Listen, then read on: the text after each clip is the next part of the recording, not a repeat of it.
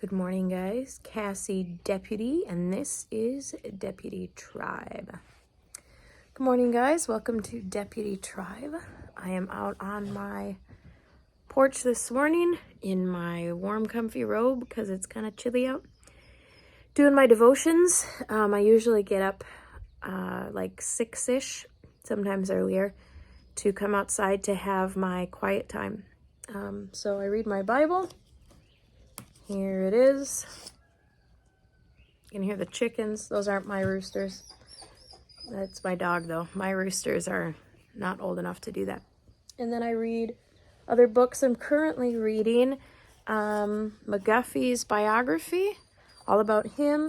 And then I'm reading this big red book on the bottom here, which you can't really see, but it's the Guide to American Christian Education for the Home and School. And then I'm reading a crazy amount of library books on top of that. I really like to read. And I find time by getting up early in the mornings and reading. So that's a lot of coffee.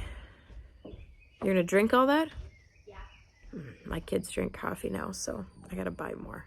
Hey, speaking of coffee, where's mine? Unfortunately, my littles are awake screaming. Anyways, the reason for this video. I just got a notification on my phone that summer break is starting and different ideas to keep your kids from forgetting what they've learned over the summer break or something like that. So I wanted to just shoot a quick video talking about how we home educate year-round, why, and what that looks like. So for us, we decided to home educate year-round when the... Can you find my coffee? I think it's in there. It's in a Hanukkah cup. When my kids were really little. So I think we did the school year thing once and didn't accomplish as much as we wanted to because I'm always pregnant or we're always doing something. Our life's just very adventurous, so we never have just a quiet routine type thing. So we decided year-round was for us. And so what that looks like is, now, Minnesota, you don't have to keep track of how many days your kids are in school, how many hours, all of that stuff. My sister lives in North Dakota, and she does have to keep track of that. Can you let Reggie up so he stops whining? Sorry, babe. Thank you. So I gave her the idea, look, everything you do is schoolwork. Okay, so when you take your kids to the zoo for 8 hours a day, you just track that as we did, biology, or not biology. What is the study of animals? Zoology? Yeah. For 8 hours today. That was science, right? And you just keep track of that kind of stuff because school can really be anything. So I gave her that tip. But we school year round. So what this means is we do math, reading, writing, and whatever else we want to read. We read a lot of books. We love to read. So we read books year round. We study whatever we want to study all year round. And we don't do like a 9 weeks on, or some people do like 6 weeks on, 2 weeks off, 6 weeks on, 2 weeks off. That actually works really well because by the time you hit the 6-week mark, you're kind of like fried and exhausted. And so taking those 2 weeks off is really refreshing. So that's an option you can do.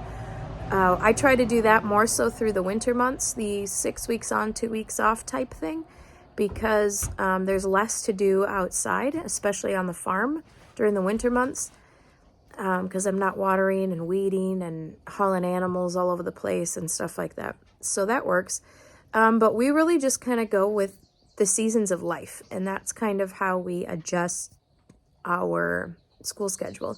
So when we moved, we took a month off so we could pack, clean, transition, unpack, and then kind of get settled. Actually, I think we took a little bit more than a month off. I think we did school through packing, but then once we moved, we kind of took it off. So it was about four or 5 weeks. But through those 4 or 5 weeks, I mean, we learned a lot. We started tilling up our garden. We measured out everything. We bought supplies for our chicken coop. We have been researching goats and chickens and rabbits, and we got rabbits and chickens, and we're getting goats. And so there's still a lot of educating going on. We unpacked stuff. We've been canning stuff. We've been doing all sorts of projects like that. So you got to remember your educating never stops. It's just a matter of making sure that you stay consistent with the schoolwork throughout the year. So we use McGuffey's, which you'll find a lot of on this channel about for language arts. We do reading, writing, spelling, grammar, literature, all of that through our McGuffey's. And then we just started using Ray's Arithmetic for math. And I'm also reviewing another math curriculum on top of that, which we're going to start this week.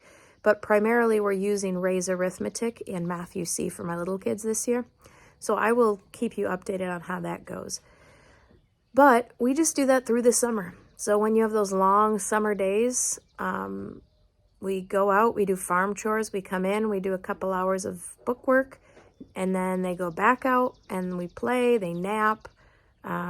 We have like an independent reading and studying project hour, and then that's that. So, but if events come up, like all their friends are going to the beach, then we go to the beach. I mean, we maybe come home and do McGuffey's, or we just skip it that day. It's not that big of a deal because we do school year round.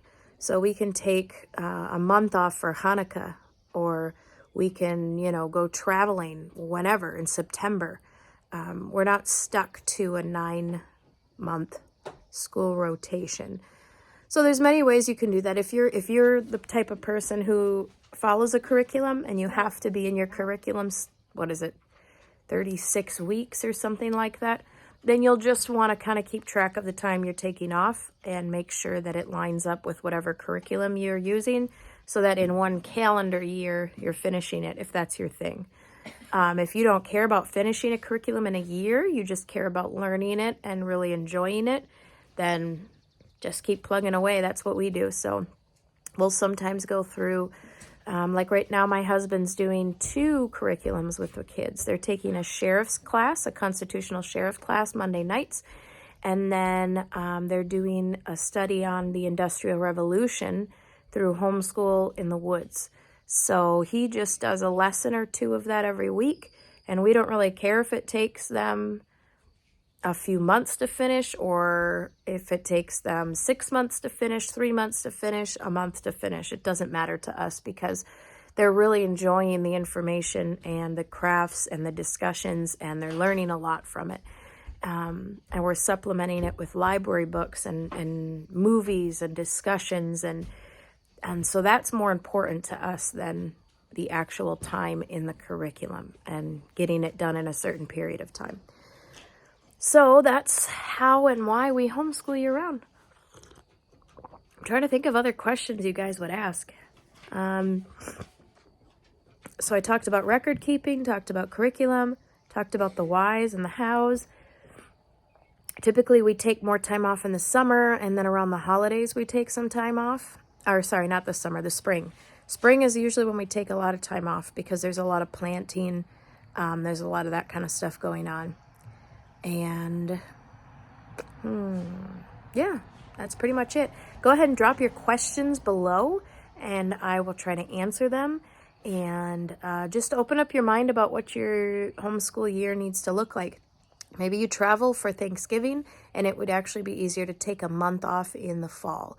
Or maybe you have a baby due, or maybe you're moving, or maybe your husband lost his job and he's home now, and you guys got to kind of figure out what life's going to look like. Or, there's so many reasons. Just don't be stuck to it has to be done this way, and allow the Lord to kind of guide your schedule, and just be freed up to do that. But because we homeschool through the summer, we don't deal with our kids forgetting stuff.